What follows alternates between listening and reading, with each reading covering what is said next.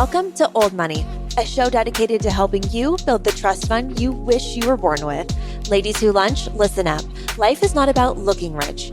I want you to build a life and a legacy that feels rich in every sense of the word. If you're ready to stack cash, talk shop, and trade insider secrets, you're in the right place. These are the new rules to Old Money, so let's get after it. Hello and welcome back to the Old Money Podcast. That little jingle was disgusting. I'm so sorry I did that. But I'm just excited because today is a quickie, a little amuse-bouche, a little taste of something sweet, a hot tip, something that has really changed my game in spending money. And it's how I afford everything I want. And I'm making this an amuse-bouche because actually, fun fact, you guys tell me if you want to know what's going on behind the scenes with the podcast, but it's August 3rd. The podcast has been alive for 2 whole days. And interestingly, the numbers on the Birkin episode were just slightly lower than the other 2 episodes. So I'm wondering, do people want to hear the style stuff? Do they want to hear the lifestyle? Do they just want money, brass tacks? I don't know. I'm literally creating all of this in a vacuum. By the way, the numbers have been so incredible, and I definitely have Apple to thank for that, for featuring me on their top trailers list. So stoked about that. But I would love to know what y'all want to know, because the style one, we've been kind of heavy on the style thing, right? And that was an evergreen episode. So that means evergreen, like a tree that's green all year round. So it's always good. It's not time sensitive or tied to anything. And as we get into more of a rhythm, I'm going to be doing more news stories or things with a faster turnaround. Also, thinking about bringing on some co-hosts. I don't know about you guys. I'm not really going to do the whole guest interview thing unless it's Joe Rogan. I'm kind of tired of people going on podcasts and pitching their wares. But, if I can bring on a friend, we can have a little kiki and we have good chemistry, then I'm totally down. So as long as it feels natural and organic, we'll do that in the future. Anyway, my point is I freaking need your feedback. You need to tell me what you like. Do you like short form? Do you like long form? I'm just trying it all. So let me know what you want to hear. And today's topic is just based on the feedback I saw. You guys want to hear about money? We're going to talk about money. It's a little sweet treat for you about how I said earlier, I can afford everything I want. And that's the truth. It's not the whole truth, but it's some of the truth, because I am very intentional about what I want. And you know this because I write down everything. I have my cooling off period. But the thing is that I was a girly in debt for a very long time. And I've mentioned that when I started my business, I was very much in debt. And what is very much in debt? For me, it was 5 figures. It was very uncomfortable. And it's all relative, because $500 might feel like a lot of debt to some people. And quite frankly, now it does for me as well. I decided my energetic standard was to never be in debt again. And since I climbed out of debt, I haven't been back, which is huge because I've had a credit card since I was 18 and I was always trying to make payments on it. I was never paying it off in full. And then I would, scringe and save or whatever. I'd get a bonus. It would go towards paying off the credit card. It was a really big bummer. And it was honestly crushing me mentally and emotionally. So now that I'm not in debt, I've kind of figured out how to stay out of debt. And this is the way that I do it. The thing for me was I was chronically in debt because I didn't have any savings. And certainly there was the time when I was yes, I need to buy 4 dresses on Revolve tonight, or yes, I must go on that solo trip and I will spend for the nicest hotel possible. But then there's also the time when your transmission blows and you need to replace it. And then you're like, shit, I just spent all that money on that trip to Sayulita and I don't have it in the bank to pay for my car. So with that, I never really had a very solid, I don't know what you want to call it, nest egg, a savings account, an emergency fund, whatever you want to call it. I didn't have it.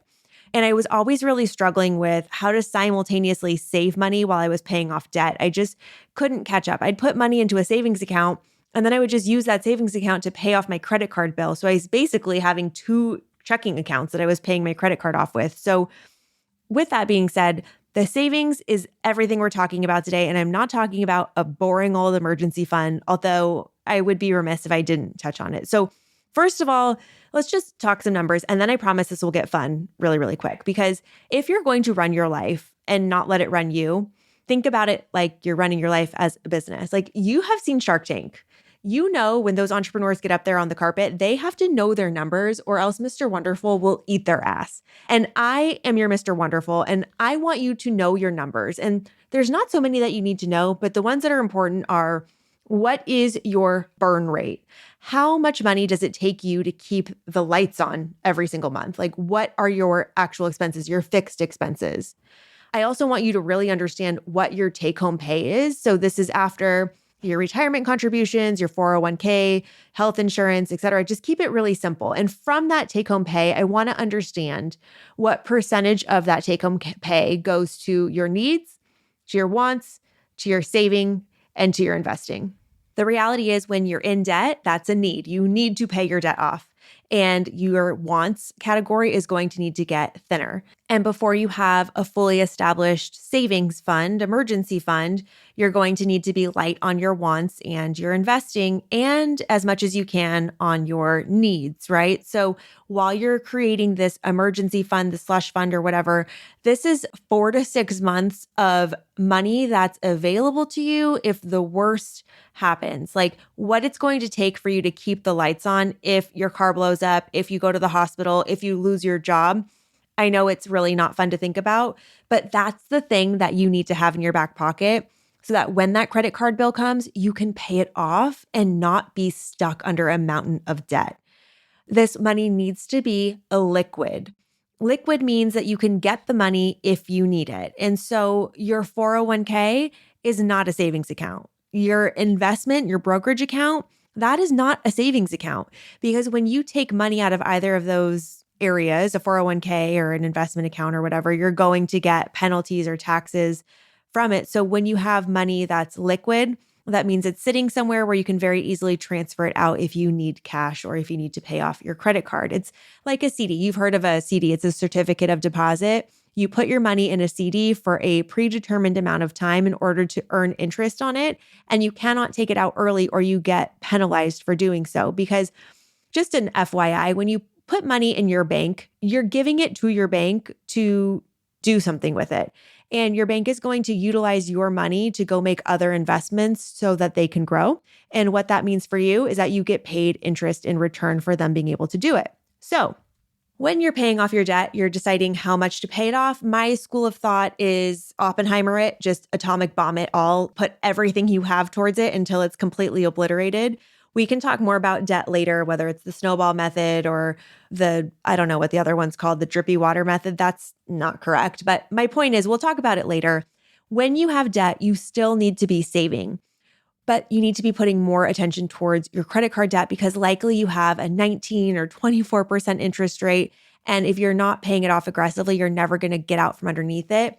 Where best case scenario in your savings, you could be earning 4%, 5%, and we're going to get right back to that. I promise you this is getting fun very, very quickly. But targets, and everybody targets different things because everybody's budget is different. People have different types of expenses. These are just rules of thumb. This is not financial advice. This is just rules of thumb and some ideas to explore.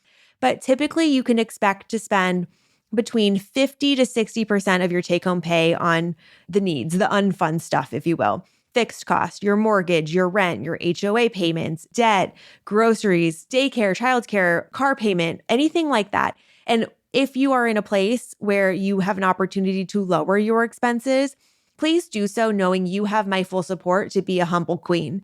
I kept my expenses so low when I was, working in a corporate level in my executive job, and I knew I needed to get a roommate. I got 2 roommates because I needed to save money so that I could leave that job and pursue something else. I didn't take vacations. I was very desperate about paying off my debt. So I kept my expenses as low as possible.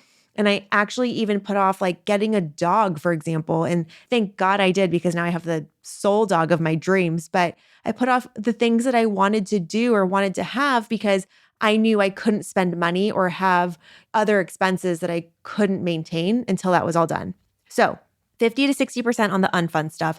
20%, I would say guilt-free spending, because a girl's got to live. You got to go out for coffee. You've got to get some new clothes when your shoes wear out. You got to be going on a date, whatever, picking up the tab when it's appropriate.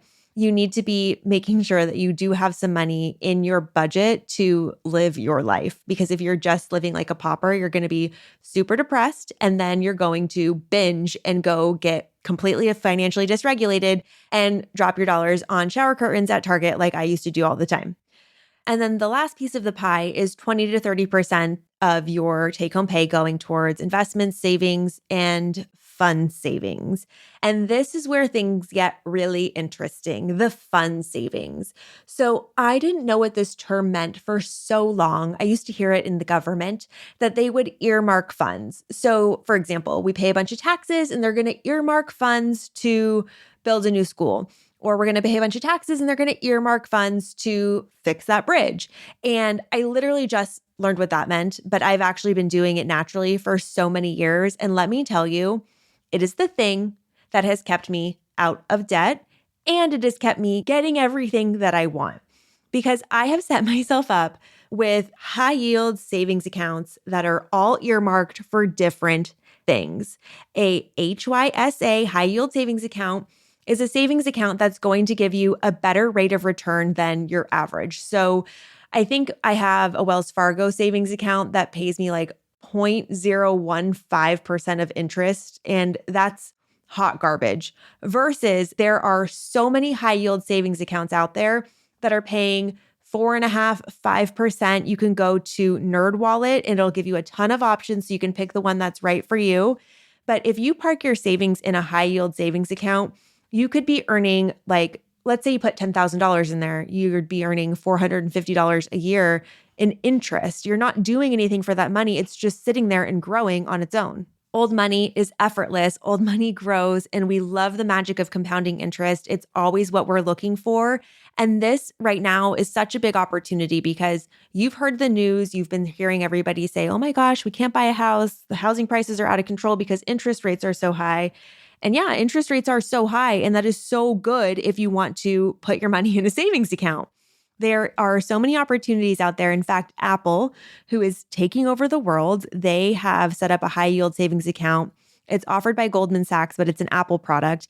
And it just launched in April of this year, and they already have $10 billion in deposits. They offer an annual percentage yield, so an APY, of 4.15%. And that is so huge because you need your money to work for you. This is a very easy way to start thinking about how your money can work for you because you need to learn how to shift your income from the money that you get from your job and into income producing assets or income producing opportunities like a high yield savings account. And I know it sounds like, okay, $450 a year, like great, I can get one bottle of champagne at a club. Maybe. I've never bought a bottle of champagne at a club. It's just not my scene. I don't know why that came out of me, but you could probably get a bottle of Chandon for $350 at a club. My point is that you're going to get taxed a little bit on the interest, but it's essentially money that's coming to you without you having to do a whole lot other than set it up right in the first place. So obviously, Apple becoming a bank, that's dope. But the thing that I'm using, and again, this is what I'm doing and what I've always done because I need things separated and compartmentalized. I don't wash my whites with my darks. I need to have a night for Real Housewives of New York and a night for Below Deck. It depends on my mood. I need things separated. And the way that I've set up my separate savings accounts is in Capital One. And it's been an absolute game changer because it's kept me out of debt, because it's let me see how much money I can spend on different categories of things that I want. And it's also allowed me to earmark funds so that I have money in the bank for expenses that come up that are not regular. My best example of this is Christmas gifts. I love giving gifts. It's one of my love languages of showing love. I'm a very good gift giver, by the way. The way that I just shock Justin every single time, he can never win on giving gifts. I'm a very good gift giver and I always go over budget because I get so excited and I love to make people happy with gifts.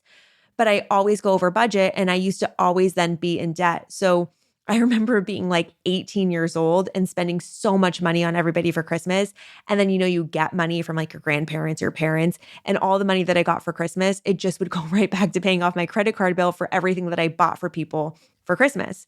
So now what I do is I set aside every single month a little bit of money to go into a very special account in my Capital One savings account. There's a separate account that's called Christmas gifts. And I put a couple $100 in it every single month. It automatically gets withdrawn. I get paid once a month on the 7th. And on the 7th, that money comes right out because I pay myself first. So that money comes out and it goes right back to me. It goes into a savings account that I can spend on gifts. But this is not about other people. This is about me because I also have all of these different accounts set up in this bank. And again, you can nickname them for whatever it is that you want or what's important to you. So I have, and I'm going to actually read you all of my different accounts, okay? So number one, I have my emergency fund. That's my 6 months of living expenses. It's in that high yield savings account. I earn interest on it. Great.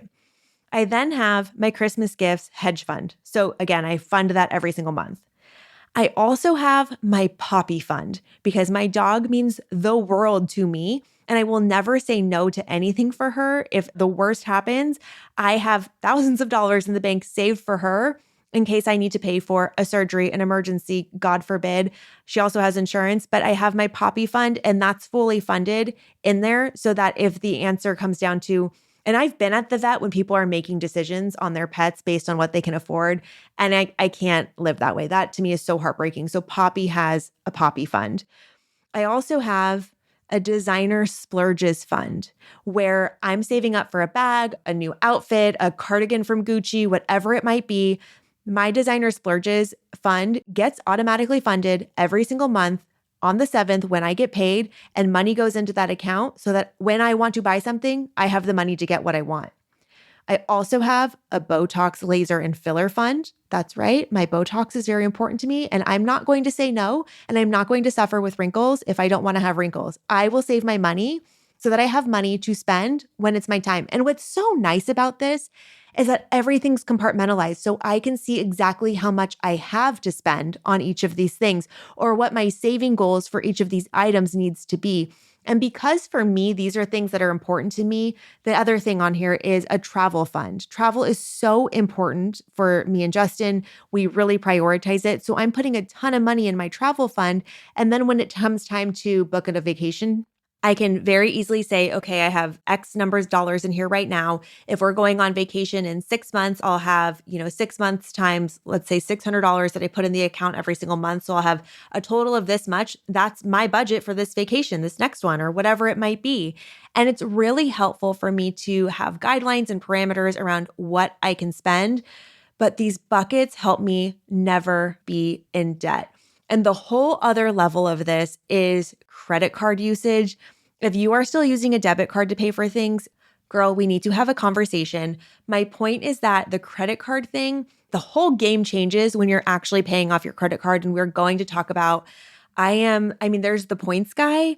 I might be the points gal. Like I'm so obsessed with credit cards and points and playing the game and transferring points and buying partners, I don't know, whatever it might be. My point is that this system of setting up individual high yield savings accounts with all of the things that are important to me, and then automatically every single month they're funded.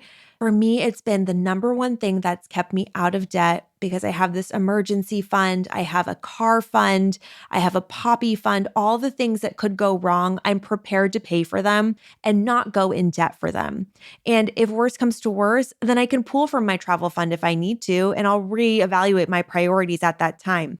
But this ensures that I'm getting what I want, that I'm paying myself first, and I'm getting the things that are the most important to me. Because if you just leave all of this money in one big account, it's very easy to commingle funds, to not know how much you have for which item you want. And then it's hard to keep track if you've overspent. And also, if you're leaving this in your checking account, not only will you spend the money and you'll probably spend it on like broccoli or something terrible at the grocery store, then also it's just not leveraging the power of interest and you're just leaving money on the table. So My hot tip for you on this amuse-bouche, which is much longer than I intended, but I get really excited about savings accounts because that's just the type of person that I am, is setting up individual savings account. I use Capital One. They're not a sponsor of the show, but I am manifesting that they will be.